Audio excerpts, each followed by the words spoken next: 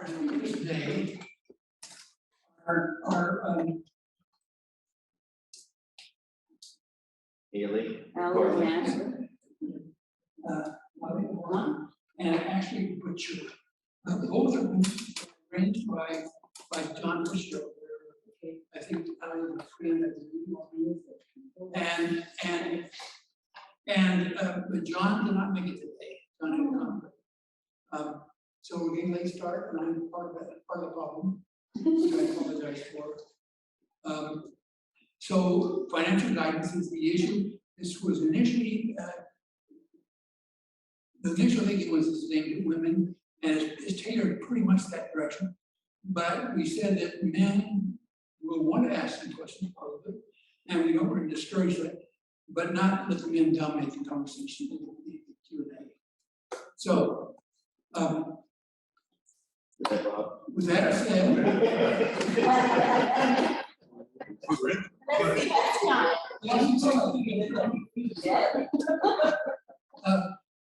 so how would you actually floor is yours. Good morning, how are you? Sugared up, I'm copied up. Yeah. Okay. It's all good. One thing I'm gonna do is just keep track of time here.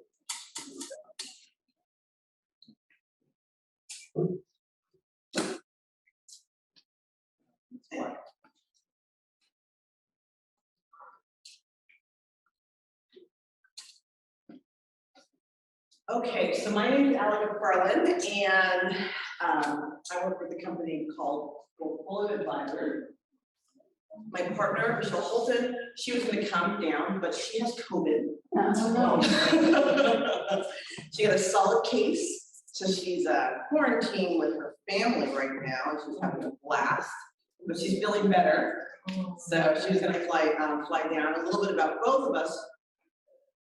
Michele has over 30 years of experience. She's worked with many large money management firms. She worked as a financial advisor at Citicorp and Wells Fargo, and she headed US products for Europe and actually the United States and Canada for BlackRock. She has a really solid financial background. We've known each other for a very long time, about 25 years ago is when we met. And then for myself, my name is McFarlane. I'm the other managing partner for Portfolio Advisors.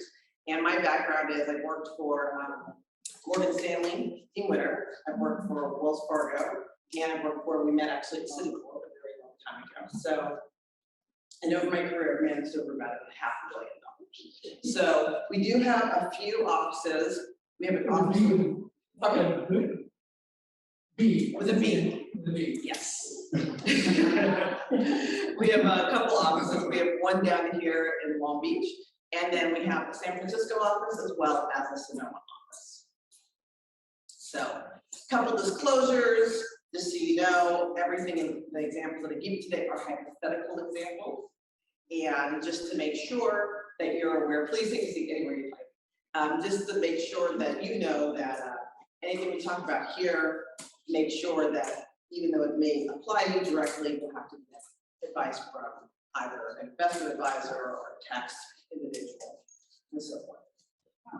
Okay, jumping into it. Look how happy these women are. Why are they so happy, you ask? Anyone know? Yes. So that's one of the many boxes in life. As everyone knows here, it takes a lot to keep the boat moving, right? There are many things that make people happy, and everything's really a puzzle piece. You'll see that kind of theme kind of coming through as I speak about this. One of the puzzle pieces to making people happier is being financially secure. But there are a couple of retirement realities for women. These three numbers, 49, 90, and 51, are really important. Why are they important? Well, typically, 49% of women believe that they're going to go broke or be homeless. Yikes. And it's interesting because this is across the board. So some people may think it's socioeconomic in terms of, well, we only have so much money. This is across the board. This is an inherent fear that people have, which is they may run out of money. And some of it's somewhat justified. Mostly that comes up because of concerns and longevity, right? You don't know how long you're gonna live, and you don't know how much money you're gonna need to live as long as you're alive, right? 90% of women believe they need to be more involved with their financial future and financial strategies. That's 9 out of 10. It's pretty high. 51% of Americans over 55 who are women worry about a significant market decline. So for those 1 out of 2 who are worried about it, well, all your nightmares are coming true, because there is right now a significant decline, right? And we'll talk about that a little bit. But we're going to talk about why that's an issue and why it wasn't an issue years past. So as you can see here, there's 2 different triangles here, right? This is your retirement versus your parents' retirement. It was a lot different, and I'm going to kind of go through the reasons why it was different and how it impacts us today and why does it actually matter. So if you look at the one on the left, your parents' retirement, nest egg, then they had Social Security and pension, and then they had a few other things were different. Most people in your parents' age had the same job for 30 years. They lived in the same house. They did the same things. And consistently, they had the ability to save up on a monthly basis because they knew they were going to be at the same job, doing the same thing. Nothing was really going to change, right? So the concepts behind this were a little bit different. Another thing, too, is back in 1935, when Social Security was initially put in, the average payout started at age 65. Does anyone know why it started at, say, being 65? Because the average lifespan was 63. So they figured, well, you know what, they're gonna be dead anyway. Let's pay them something. Well, newsflash, oh my God, they're not gone. What are we gonna do, right? Well, the same thing happened with pensions. Medical got better, longevity was longer, so people took better care of themselves, and also medicine got better. So what happened to the average lifespan? It continued to increase over time. Well, if you're Social Security, well, that's not good. And if you're a pension, that's even worse, because you can't tax people for it, right? So what happened? Well, back in 1975, there's a little tax reform that came in. It was called 401k. It was just like a little asterisk with a blip. It just went in, but suddenly it was just shot around the world. It was a way for these companies with these massive pensions to get out of jail. They said, you know what? Instead of the onus being on us and us having to take care of you for the rest of your lives, you know what? We're going to do you a favor. You can take care of yourself for the rest of your lives. Out. Well, then what do? Right?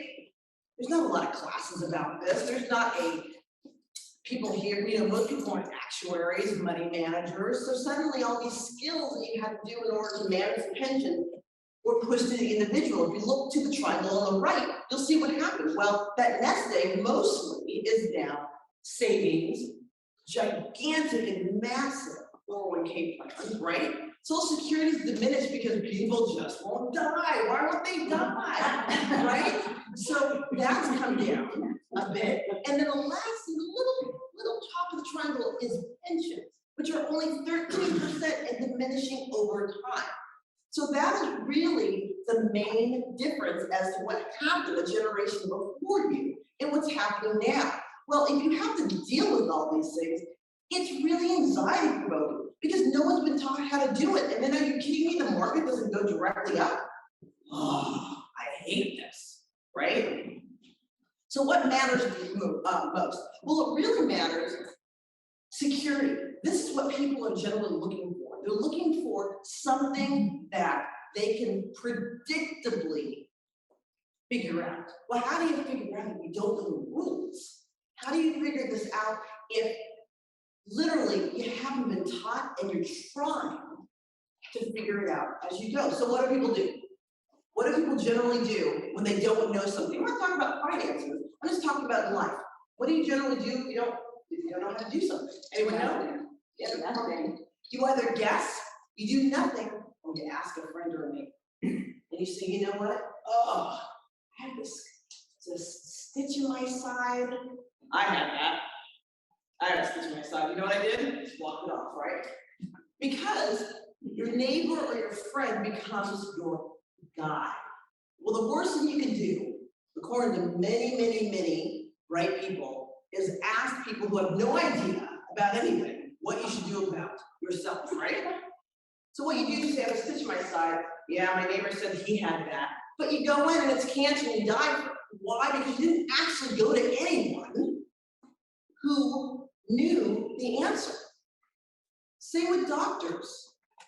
What you should do is if you have a stitch in your side, you should call your doctor, and the doctor's like, you know what? You know what you should see? You should see X person.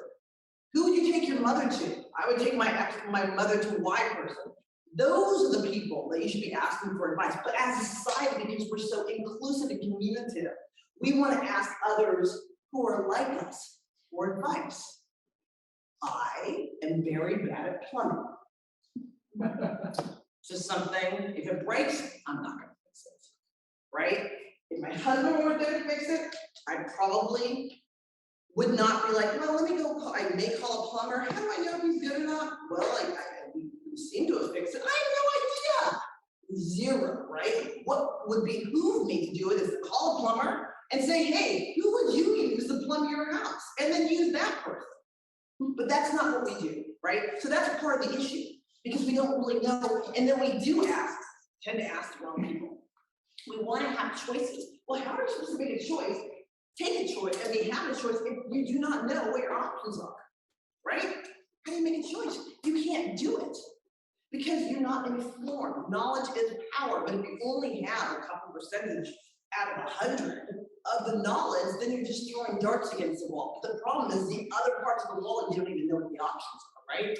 And then by not having this information, there is an intrinsic lack of control, right? You can't control things. It's like being in the ocean on a ship and praying that the weather gets better or doesn't get better or the fish come. You have no control. So this is what it comes down to. And one of the things that is a little bit worse is the fact that women as a whole tend to de facto ask someone else. Many times their spouse is their friend.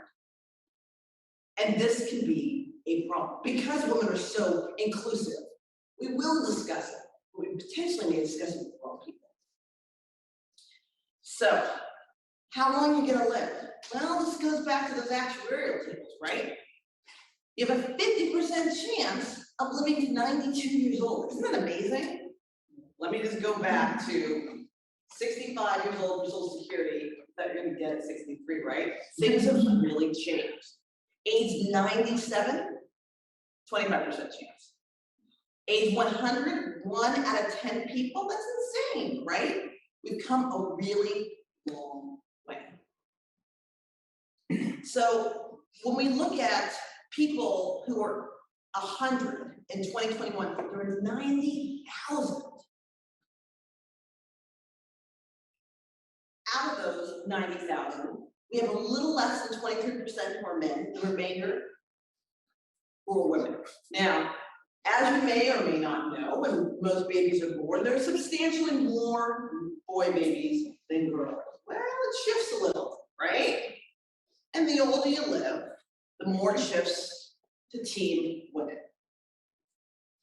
So statistically, men do outlive women by 5 to 10 years, right? So life expectancy for a 65-year-old male is 83 years old. The life expectancy for a 65-year-old female is, or excuse me, 83 is 85 years old, right? You have if you're married, you have a 25% chance of one spouse living to the age of 97 years old, which can cause a few problems. So I'm gonna ask a couple questions here. Who can tell me some fundamental differences between men and women, just in general? Anyone? Men make more than women. Men make more than women. Anyone else? Women are more detail-minded. Absolutely. More what? Detail-oriented. Anything else? Men do more physical labor. Absolutely. Men are risk takers. Men are risk takers, correct. Anyone else? Okay. Well, The good news is women tend to be better than a couple things in all the reasons that you talked about kind of playing with this, right? In general, women tend to have better planning abilities. Why is that? Because if you've had kids, or if you haven't had kids, women tend to multitask. They do. And 80% of women, 80 to 90% of women who take care of kids as well, take care of their kids and do their job and do everything else, right? And even if you don't have kids, they still tend to take on a lot more. That's just the way it is. So planning abilities, and it may be because, I don't know what came first, chicken or the egg, but because of these planning abilities, it works well for financial planning, right? For discipline investing, men tend to be more risky. They do, it's across the board, right? Maybe that's the reason that the number is a little lower when you get older. It doesn't work out so much in your favor. When you're younger, they die out in their, in their teens. Who knows? I haven't looked at it that deeply. But the problem with being a risk taker is, everyone here knows the tortoise and the hare, right? Consistency over time tends to work really well. And what happens is if you've got risk taking and you've got a market like this, which of course, because we're in the contraction portion of our economic cycle, how much can I lose? I didn't expect this. Well, you know what? I'm gonna throw everything on red or black, right? This is the problem. Also, women tend to be better savers. But this also plays back to the risk taking. And this also plays back to the fact that the gentleman back here said, men tend to do more physical labor. They tend to, there's other things that men were programmed to do better than women. But those types of things don't play well with investing over time. Now, fortunately, there's a few things that worked out in men's favor. They just inherently make more over time for a couple reasons. For one, society was structured that the man went to work, the women actually changed. Went home and took care of the kids. That's how our society, for thousands of years, has been inherently structured, right? So that's a big deal, and we're going to talk about that. So one of the things for anyone who in here is married, why do we even bring up marriage when we're not talking to the men here? Well, we are. And it's really important. One of the things that happens is people don't tend to have the conversations that they need to have at the right time. And a lot of it is they don't believe that any of these things are going to happen. My spouse is never going to die. I'm never going to die, right? Because that's a bummer. I don't want to talk about that. I want to talk about my vacation and what I'm going to be doing in the future. I don't want to focus on the negative. I've heard about that. I like motivational speakers. They say, don't focus on the negative, but you have to look back at reality. You have to be able to focus on what is real and have conversations about that, right? You've got to, and we're going to talk about some of the options available for those conversations. So you've got, if you're 16% of women over 85 years old and older are married. 55% of men 85 and older are married. That means if you are a woman over the age of 85, there's a high chance that your spouse has passed away, right? So this is why the conversations are really important, because a lot of times men and women do not have these conversations because they're either uncomfortable, boring, or because of societal norms. 61% of women will be responsible for their financial retirement. Whether you want to do it or not, it's the way it is, right? What about divorce? No one actually ever thinks they're going to get divorced when they got married, or else they wouldn't get married in the first place. But divorce does happen. And generally women who do get divorced, they end up with the shorter end of the stick. They end up with less money. Does anyone know why? Well, I'll tell you two good reasons. The first one is the fact that they make less money. So if you split something in half and you have someone else who's making a lot more money, guess what's going to happen? That other person is going to make more money. Also, kids. They're still taking care of kids, right? So, and if they are taking care of the kids, they may not be able to work as much. So a few things work to their disadvantage. What happened for the death of the spouse?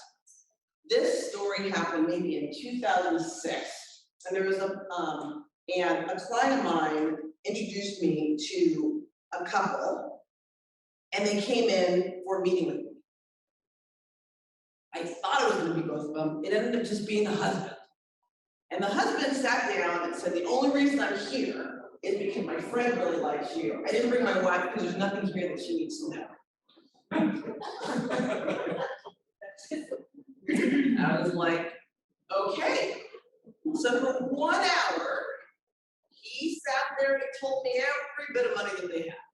Oh my God, my wife doesn't even know I've got this and that, and property and this. Okay, that was Friday. He was dead on Monday. His wife came in the following Wednesday, and she said, I had heard that my husband came in to see you. I know this because he disinvited me to the meeting. And she said, I don't know what anything, I don't know where any of my husband's assets are. I don't know anything. Really good notes, I don't really good know. Because of the conversation the husband happened to have with me, I was able to tell her where everything was. Well, he told me because it's sitting there that you've got a PO, but you've got a box here in both of your names, this. He bought a property, but he didn't tell you about it.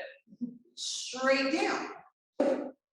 Net worth, 15 million. Right? She's a client of mine because she passed away. So this is why it's really important to have these conversations. This is why societal norms, for him, it was like, this is what my dad did, my dad before him. And for her, she was like, honestly, I've never even filled my car with gasoline before. I've never had to do it. My husband always did it. I didn't know what side it's on. She knew how to drive. So you really have to look at and have these conversations because sometimes, even though it may not be as just overt as that, they tend to sneak in, right? So we're going to talk a little bit about Social Security and 4 things to know about Social Security. First off, set up a Social Security account online if you haven't already done so. They stop mailing out statements unless you're age 60 and you have not actually started pulling your benefits. So make sure you do set up an account online because the majority of people will not get statements. So optimizing Social Security income, I'm gonna go through this kind of fast for the sake of time, but I'm also, I know that people are gonna have questions, so I wanna make sure that there's enough time. So we're gonna talk about eliminating zeros, Social Security benefit ages and what they actually mean and some myths around that, divorce and widow survivor benefits, and inheritance spousal benefits. So, yes? Will you send us this presentation? Yeah, I can do that. So eliminating zeros. So hypothetically, this is Mrs. Jones. She has worked, everyone's Social Security is based on the top 35 earning years. In case you didn't know that, that's the case, right? So in this graph, you'll see 22 years old, right? You'll see a gap. Well, why is a gap there? Anyone can guess? She was a baby. There you go. She stayed home for a while. But meanwhile, Mr. Jones, well, he was married to her. He had kids too. But what happened? He continued working. So how is this punitive? Because for Social Security, guess what happened? Whose benefits can be higher? Who's already making more money? Yeah. What do you have? A double stab, right? Because not only is she not getting benefit for those years, she also inherently makes less money, right? So the Social Security benefit is going to be lower. So let's take average Social Security benefits, which we know for Mrs. Jones is actually going to be lower. The way that it works is the first year that you can actually take benefits is 62 years old. But if you take benefits by 62 years old, then your benefits are going to be about 35% less. Because Social Security goes up about 8% per year. Whatever age you take Social Security at, and I'm going to oversimplify this, that's the amount that you're going to kind of get. So if you can see on this chart, You'll see 62 is $1,680. You'll see, if you take it at 66 or 67, depending on where your retirement age is, because it actually changes over time. 1943 to 1959 is where it's graded. 1960, it goes to age 67. So let's use 66. $2,239 is what you get for that benefit. So it's substantially higher, right? At 70, you'd have $2,976. At 71, you'd have $2,976. Can anyone here guess what you have at 72? There you go. So what do you need to do? Take your benefits at age 70, right? Maximum payout, what age? Everyone together as a group? 70. 70. So sometimes I'll hear people say, oh, you know what, I'm saving it up for what? What are you saving it up for, right? Now, there are some reasons that would predispose taking Social Security early. You don't have your money. What are you gonna do? Wait it out till it gets, higher? So you really do want to take Social Security if you need to. Also, there could be longevity issues. What I mean by longevity issues in a very polite way is you're gonna die of something sooner than you'd like, right? So that's another reason that you would take Social Security early. So your mileage is gonna vary. So we're gonna talk a little about widowed versus divorce benefits. Now for widow benefits, if your husband dies or your wife dies, you can take benefits as early as 60 years old, but you do get penalized for taking it early, just so you know, right? You do get full benefits at your retirement age. So it's not like you can, it's a little bit different. Now it does change a little bit if you've got kids, there's some, there's some other loopholes in there. Now, if the widow remarries after the age of 60 years old, then survivor benefits are unaffected. So, true story, my client was getting married at 59 3/4, had no idea. Can you just have a fake justice of the peace? Because if you wait 91 days and do it, anywhere else, literally the difference was $2,000. So you can get married after 60, but if you get married before 60, it X's it out.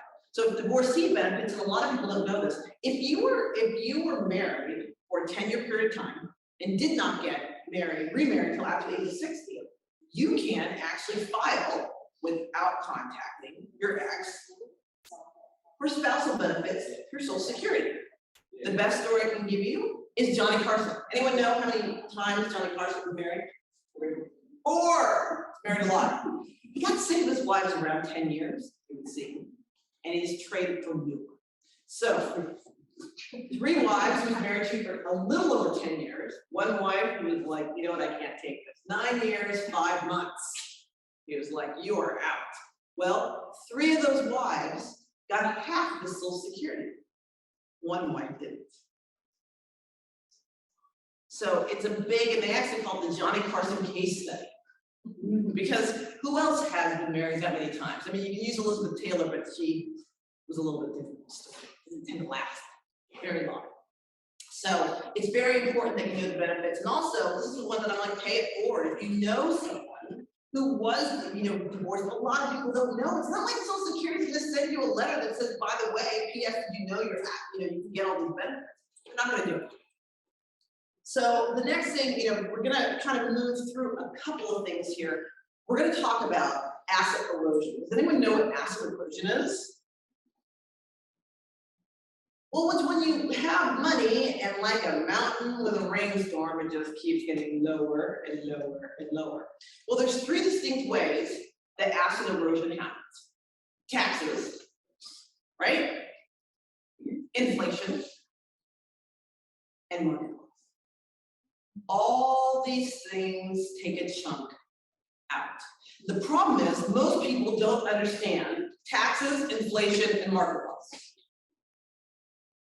They think they do, but they really don't. And I'm going to tell you, let's talk about each one in a little bit of detail. So retirement taxes.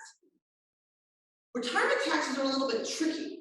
Most people may or may not realize that their Social Security taxes are actually, our benefits are actually taxed. But the thing about it is, if you're married and filing jointly, let's say that your income was $40,000, right? If you're married, you get taxed up to 50%. What happens when you're single? Your spouse does. 85%. So let me get this straight. Dead and higher taxation, but that's what you get, right? So there is, everyone knows there tends to be a marriage tax. Well, this is the single tax. And it really impacts a lot of people. A lot of people don't even know that Social Security is graded and it's based on something called provisional income. Does anyone here know what provisional income is? Provisional income is the sum of any income that you make and how it's taxed against Social Security, right? So even half of your Social Security is part of the provisional income. So if you make $3,000 a month in Social Security, $1,500 of that is provisional income. Well, what else is provisional income? Half your Social Security, wages, distribution from your 401k, it just goes on and on. Interest, capital gains, even on interest on municipal bonds. Wait, how is it possible? Aren't municipal bonds particularly triple tax-free? Aren't they state, locally, and federally tax-free? How can they tax you on something that you're not taxed? Well, they can tax you on that Social Security. And so what you'll see sometimes is you'll see people in tax-free muni bond funds thinking the fact that, oh my goodness, well, I'm getting tax-free income. Well, that's good for you, except for you are being taxed. So it doesn't matter if you're getting $4,000 a month or $3,000 a month in tax-free income. They still, it's part of your taxation, which is up to 85% of your Social Security. It's really high. Capital gains, pension, taxable portions of inheritance. So what do? There's a couple of exceptions to the rule. So what some people do is they're like, I'm gonna starve myself out. So let me get this straight. You're not gonna pull out any money so you don't pay taxes. Well, that doesn't make sense. But some people do that. So you end up with these gigantic 401ks that people are actually held hostage because they don't want their income to be taxed. So there's a lot of strategies around that. It doesn't mean that you actually have to pay a lot of taxes, but you have to, you've got to know kind of what to do. So does anyone know about the 2026 tax increase that's coming up? Anyone? Yeah, so no one ever knows about this. So back in 2017, which seems like 1,000 years ago, what they did was they actually decreased taxes for 8 years, over a period of 8 years. So at the end of 2025, you know what's going to happen? Tax rates are going to go up. So you can see that in 2017, what was the 25% tax bracket goes to what went to 22. If you were in the 39, it went to 37. It's going right back up. Now, before people held on to the thought that, oh, this is going to be, there's no way they're not going to let this go on. Well, of course they're not going to let it. I mean, of course they have to increase it. There's a little bit of debt out there. It's the only way you kind of pay off debt is, anyone know? How do you pay off debt? Increase taxes, right? And honestly, a lot of people believe that we're in kind of a low taxation environment. I'm not sure if you're aware, there was a provisional tax, temporary tax as it were, back in right before World War I of 7%. It's going to be short term. We just need a little money for a while. And then World War II came and taxes went up to 80%. 18%. But then there was a depression. Now no one can pay because people are starving to death. Fine, we'll lower it, right? This is what happened. But people don't really understand that anytime there's war or anything like that, taxes go up. So we're actually, because back in the 80s, taxes really went down under Ronald Reagan. But they have been much higher. We have much higher to go. 50%, 60%, bring it, right? This is federal taxation. This isn't state federal. It can go up to 60%. This is how it runs. So yes, it can go up a lot more.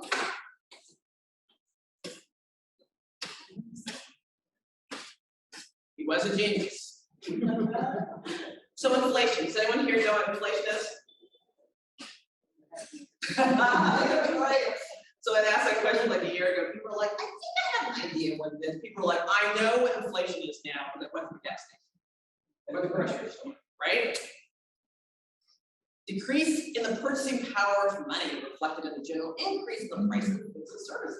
Well, that sounds bad. It is bad because it takes the purchasing power of that dollar and it makes it worth a lot less. So if you have that dollar and you push it against taxation, then let's say that dollar now has a purchasing power of 75 cents, but that 75 cents can't buy your house that just went up 27% in the last 3 months, right? You don't have the ability, or is that 75 cents hasn't been pushed against many other things, many other types of taxation. We've got corporate, we've got state taxation that I haven't been adding to that, so that's an extra amount of money. So inflation is inherently really corrosive. So that's one of the many ways in which it actually hits. Did anyone know here, there's a new word that's come out, stagflation? Well, that's not fun. So I really am one of those people, I read a tremendous amount about economics and Paul Holton in the 80s and how this works. I just find it inherently fascinating. What's less fascinating is many of the things, you know how history is a bad way of repeating itself. Well, word repeat. Stagflation is when you see prices going up, but the economy is not, right? Really not a great time to be in.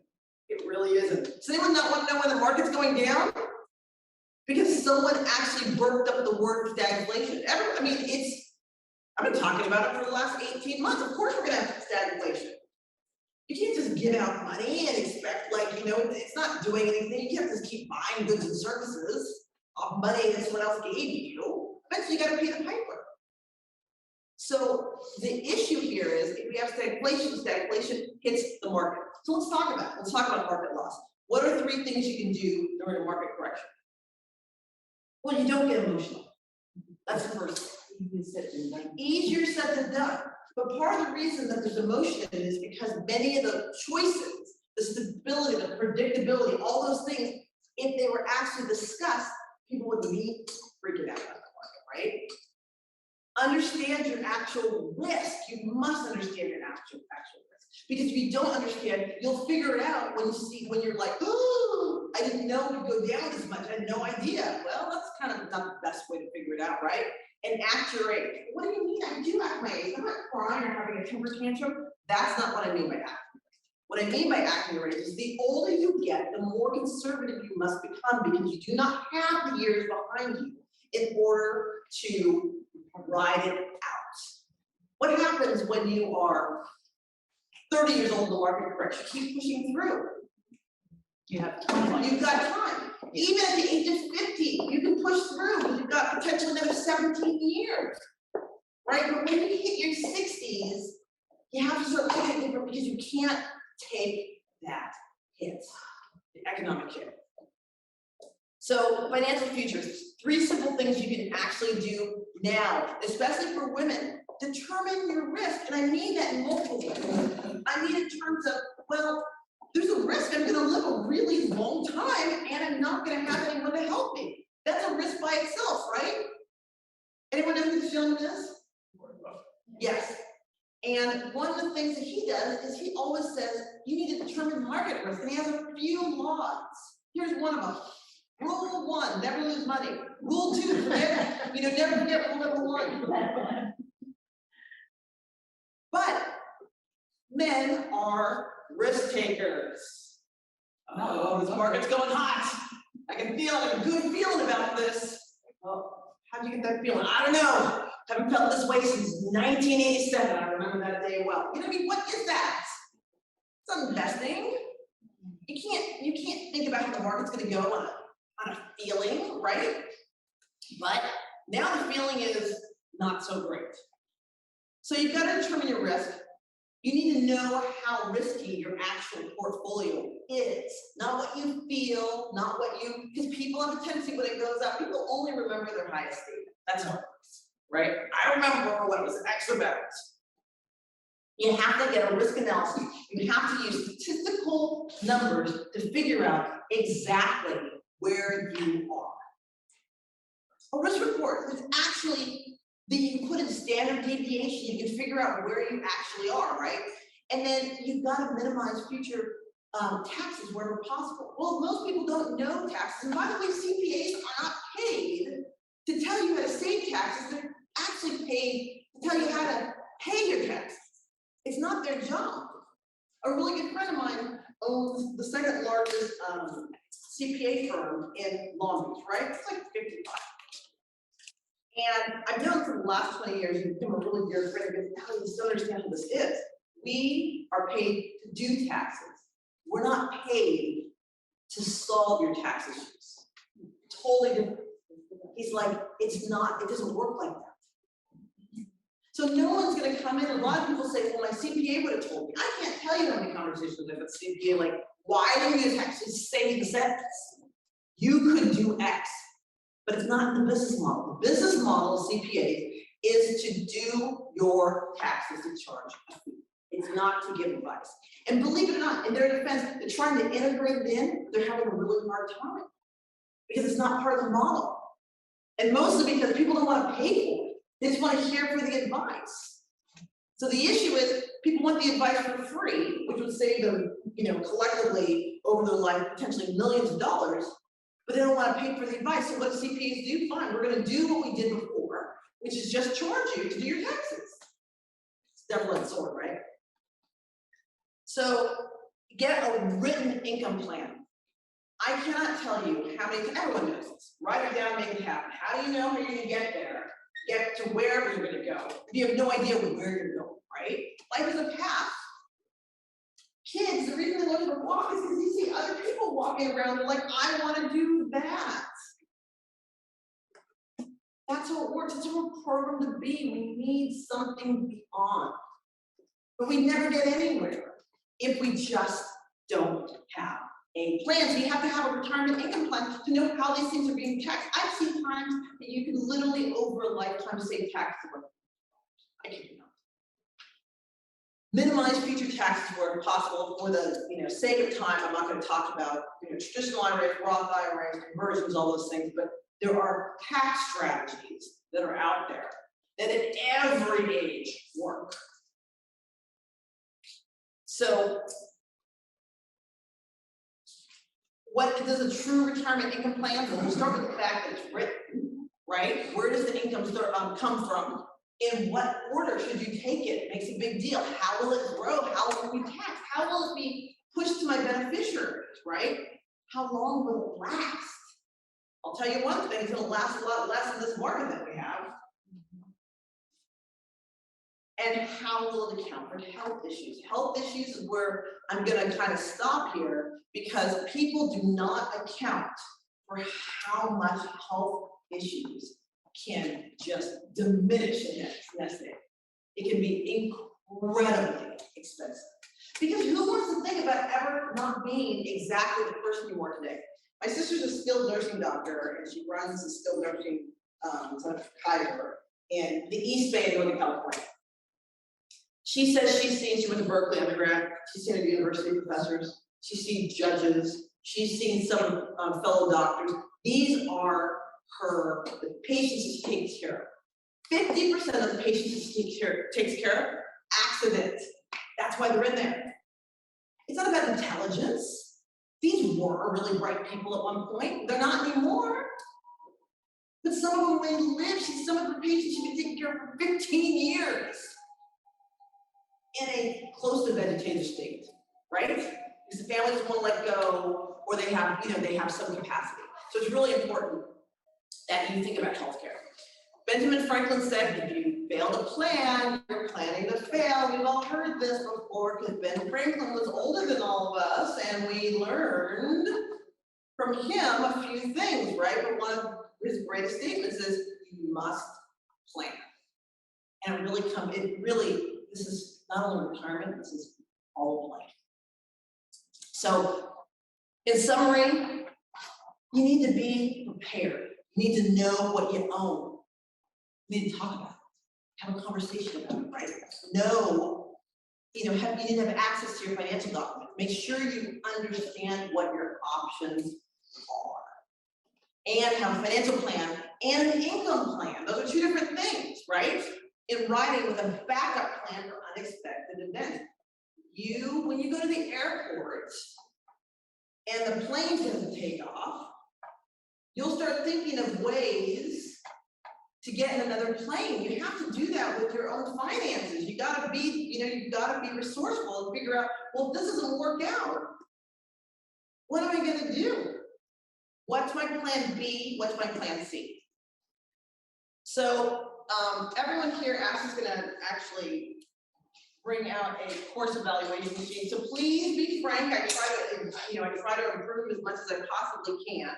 And you can actually get 10 tips to help empower women investors. It does translate to men too. So just take your red pen and we'll go ahead and email it out to you. And if anyone, I'm gonna be here for questions, but if anyone has any other questions, I will be up here after church to answer questions as well. So if anyone wants to meet with me, they certainly can. Just talk to Ashley, she can help you out with that.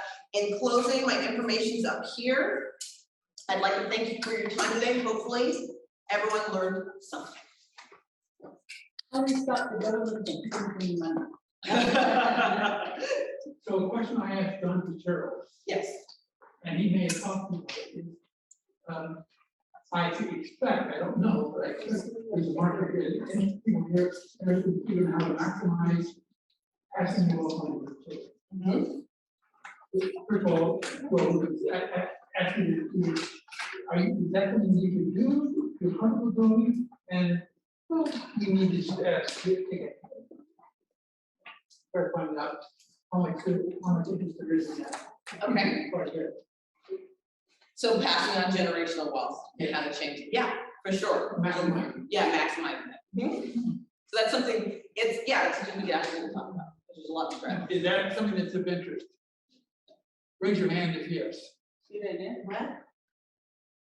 Let's repeat the question. Maximizing, would the topic be of interest?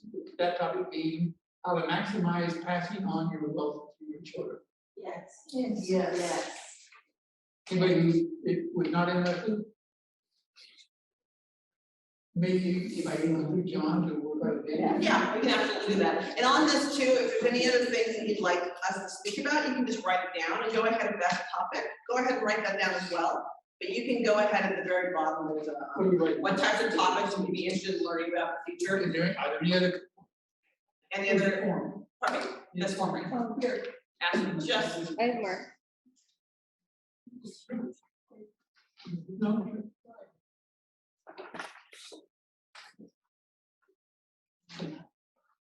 okay, I believe there's a question somewhere over here.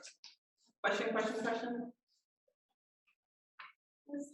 On Social Security, if you're working, is there an age at which the tax liability increases? So if you're working after 70, is the tax liability lower than before 70 or something like that? No, but I will. Oh, Social Security, I can just do it. I do classes. I just had one this week on Social Security, right? Social Security is complicated. Answer your question, you don't get taxed more, but there are penalties for working and receiving Social Security. So I'm going to kind of summarize this in about 1 minute. If you're the age of 62 and you decide that Social Security is not enough, you decide to get a job that pays more than $19,500 per year, every dollar amount that member or that their Social Security is considered provisional income, right? So if you are, if you're getting $2,000 a month, then 1,000 of that is provisional income, which means you're already at 12,000, which means if you make more than $7,500, then you get taxed on every $2 you earn, they take away $1 Social Security. At what point does that stop? It stops at 67 years old or 66 years old. But weird thing happens with Social Security. When the year that you retire, if you make more than $51,000 in the year that you retire, just for that year, you'll be taxed for every $3 that you make. They'll take away $1 Social Security. So I'm going to give you an example. Okay. So let's say that you make $100,000 a year, right? And we'll just break it up in quarters. $25,000 a quarter. and you retire in December of that year, and you make $100,000. What Social Security will do is, on the $49,000, for every $3 that you make, they'll take away, how much? $1. So, you're gonna round it down to 48,000, they'll take away $16,000 of your Social Security. So retire on January 1st. No, you have to retire in February, because Oh, January February. goes to the other year. Oh, so February. So really, it behooves, whenever it is, that you've made less than $51,000, $51,900. So a lot of people don't know that, so they go ahead and retire, they're like, I'm gonna make as much money as I can, and they file for Social Security, and they made like $100,000, and they're like, wait, hold on, why did I just lose $16,000? Huge mistake happened. But if you're retiring at or after full retirement age, this is no problem. No, this is for the year, after 70 doesn't matter, but at the age of retirement, whatever it says in your statement, in that year, which a lot of people do, that is at full retirement age. So if you're 66 and 8 months, and you're retired 66 and 8 months, and you've made more than that 51,000, it still applies to you. It's not till the next year that it won't apply to you. So basically though, once you hit, like if you're getting dinged by all this stuff, once you hit 70, then you would still be entitled to get what you would have gotten had you not worked. Correct, but then also, there's a few other things in there too. So there's something called GPO and WEP. I'm not gonna get into it, but all I can tell you is that, let's say you work for the federal government or local or state government, and you're getting your pension from them, and you also have Social Security because prior to you working as a teacher or for the government or whatever, you had another job, right? Because Social Security starts racking up at age 18. So let's say age 28, you got a job, you have 10 years of Social Security in there. But from 28 to 50, you work in federal government. They can actually penalize you by taking away part of your Social Security because you didn't actually pay into Social Security, even though you did. And so they decrease the amount of Social Security.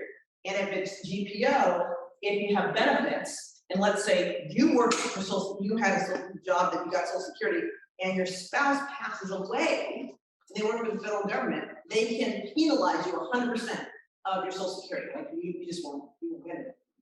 So there's a lot of, so it kind of answers, you know what I mean? That's why I'm kind of walking the line of like what we can and can't do, because Social Security is very common.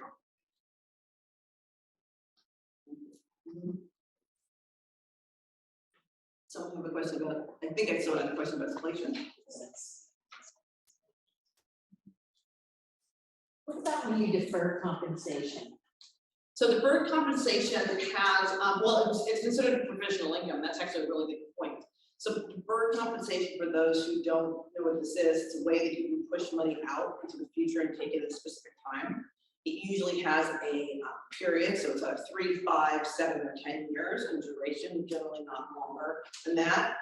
Sometimes, but generally that's where it falls. Depending on when you have to take out the compensation, can absolutely affect your Social Security. So, and your taxation, right? One thing people forget about is the fact that when you retire, you don't have, most people have houses that are close to paid off or paid off. There's no deduction anymore. Kids are raised, no deduction. So people grossly underestimate the amount of taxation that they're gonna have in retirement. Not only that, they grossly just don't plan for the things you need to do. So what happens is you end up with these gigantic taxable liabilities, and if you have to take carbon distributions at 72 years old, and it's forced distribution. So some of these distributions can be like $50,000 a year, the size of a retirement account. Super common. So what happens then? Now you're automatically at a higher tax bracket. Also, a lot of people believe that in our lifetimes, we're going to see an increase in taxation. Well, I just told you that's not going to happen. We're at historically low levels. The house is going to end. And we've got inflation, which means the dollar that you have is worth less than the dollar that you used to have, right? Well, what, somebody told me that dollars only worth 65 cents now. It's worth less than that. That's pretty down. Well, yeah, it's been pushed against taxation for federal and state. So what's your opinion about mandatory minimum? I have to take it. There's no way out of it. That's the government trying to get your money. Well, of before you course, die. there's $33 trillion in retirement benefits. The government has like a $3 trillion deficit. Well, this looks easy. Well, that's because they don't know how to manage their own Well, finance. well, we all, you know, just because they don't know how to manage this doesn't mean that we're not viable, right? That seems fair. Unfortunately, we are. Of course we are, right? But the thing is, so you've got $33 trillion in retirement assets, right? That are just sitting there. Well, and there's a $3 trillion deficit. There's only a way we could get further. Or the wool come from the land. Pardon me? The wool Yes. from the land. Right? So there's nothing you can do. I mean, the way that it works is we have to play by the rules. The problem is that most people, the rules that are actually passed down from our parents and our friends, the rules are wrong because you don't know how to actually structure it to work to your advantage. Why do you think everyone gets all mad because, like, oh my God, the billionaires don't pay anything in taxes? Yes, because they actually get good advice. But then some people, you know, turn around, and I remember I was talking to a client about something like 20 years ago, and he's still a client of mine now, and he was like, oh my God, like I can't, like the difference. I just can't believe it. Like, why don't people tell you this? Because of the fact that if everyone actually knew, then everyone would do it. They just close the loophole. That's what they would do. But the fact of the matter is, the way the society is a triangle. You have the haves and you have the nots, but just because the air is getting thinner up there, and you may feel that you are a little higher than you were before, does not mean that you know the tricks of the trade and the higher, right? Keep looking up, there's plenty of sky. So that's, you know, but the truth is, we're gonna pay. Doesn't matter if the government has the printer that will not fail and just pushes out money, war has them. You know what you need for your supplemental income? I know it's tough being a kid now. Oh, I have $2,000 a month because you must be so traumatized from whatever it is that you're traumatized at by being at home, watching social media. Like it's just a completely different world now, right? It just is. So we're gonna pay dearly, but you know who's really gonna pay? People who are retired. You know why? Because it's inflationary, all this money that's being printed. Taxation rates are gonna go up. Of course they're gonna go up. So now you take $1 out of your retirement and at your 50% tax bracket, remember this conversation, at your 50% tax bracket, and with the purchasing power that you don't have anymore because everything's inflated away, followed by your state taxes, followed by market decline. Well, that doesn't sound great. What am I gonna do with my 10 cents? And you laugh, but it's true, right? This is where we're going. So it's really, this is what you've got to look at. And if there's a market decline, you have $1 million decline, you have $1 million back in 2000. And the market, for those of you who were in it or just blocked it out, it was traumatic back then, the market went down 49%. People are like, the market can't go down 49%. Of course it can, just because you don't remember it doesn't mean it doesn't happen. History has a way of repeating itself. That's what happened. Market absolutely can go down. For him, he was retired at that point, or trying to retire. When you referred in, I was like, you cannot be this aggressive. You can't be, it's all sitting in this 401k. You cannot be this aggressive, you cannot be this aggressive, you cannot be aggressive. Well, guess what? He wasn't. It went down to 50%, 54%. The market went down to 49, 54%. He had $480,000 to go work for another 7. He was 65 years old. He didn't want to work, he was retiring because he didn't feel well. Well, he felt worse after that. You gotta be careful. You just do. Any questions? So everyone is eager to avoid taxes while they're working. They like 401ks, that's, Bless you. they're not getting taxed. But I wonder if they might not be better off just putting some money, maybe not all of it, in the brokerage account into an ETF that is a total market ETF that they never sell. And when they do finally decide to take some of that out, instead of 5%, tax on 15, they might be paying only 15% gains, and nothing on the part of it is what they put in. they could do that. Sometimes you see that's really atypical. It is a good idea. It really depends. So the reason people put money into retirement accounts is because you can put $26,500, you can pull it off of your taxes, right? Well, ooh, people have a very hard time straddling what I should do today versus tomorrow. Why? Because no one's ever gonna get old. I'm totally 18 still, right? Like it doesn't, you don't think to your head you're ever gonna age up. So people do what feels good now. And what feels good now is my deduction today. Tomorrow doesn't exist. Age doesn't exist. Old people just got old because it was their fault they weren't paying attention to time, right? Now everyone gets old. I remember very well being 10 years old looking at 20-year-olds going, woo, those are old people. This is what happened. So people don't like to think about what's going to happen tomorrow. But what they think about is what's happening today. We are an instant gratification society. It's very hard to have delayed gratification. That answers your question. And it's about having a plan, which is the second problem, because people are like, well, can't plan past my next vacation. No? Yes. So are you primarily like a tax advice? So we do, so we're a wealth manager, but our clients, we do a lot of tax strategies within our. So is that the same thing as a financial planner? Yeah, we're a financial planner and wealth manager. It just became impossible. I mean, I've just been doing this long enough, and I've gone through so many. This is my third correction, right? And so people are like, oh, you're losing sleep. I'm like, nope. You know what I mean? The market. There is a business cycle. There is an economic cycle. It just doesn't say. That's a big sign. It just doesn't. Did we all really think this? Let's think this out. Did we think that we would be in expansion forever? Was it just going to go up forever? When was the party going to be? It's going to end. Were you going to always dance all night long? No, it makes you the last person hold the trash.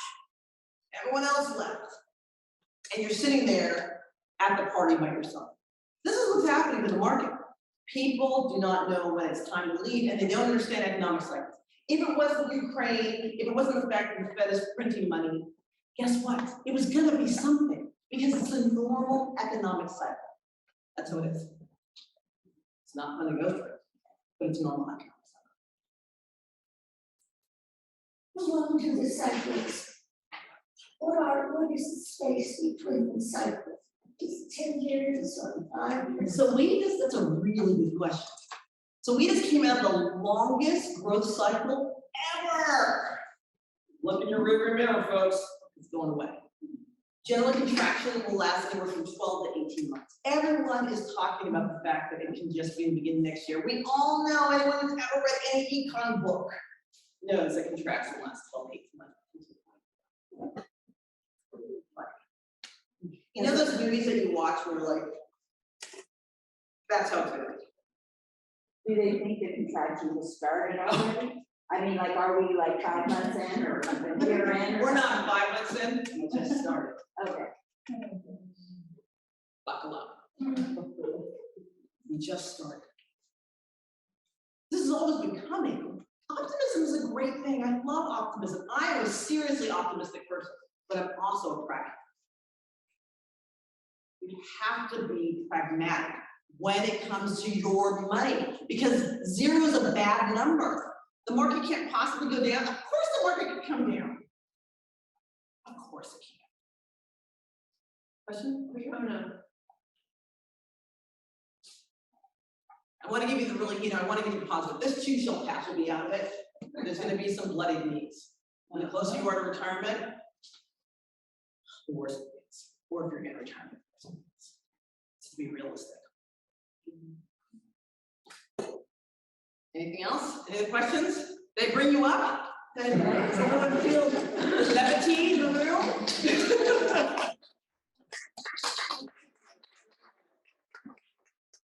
And it's been a pleasure speaking to everyone. If anyone has any other questions, feel free to ask me on the side. But thanks for making me part of your room.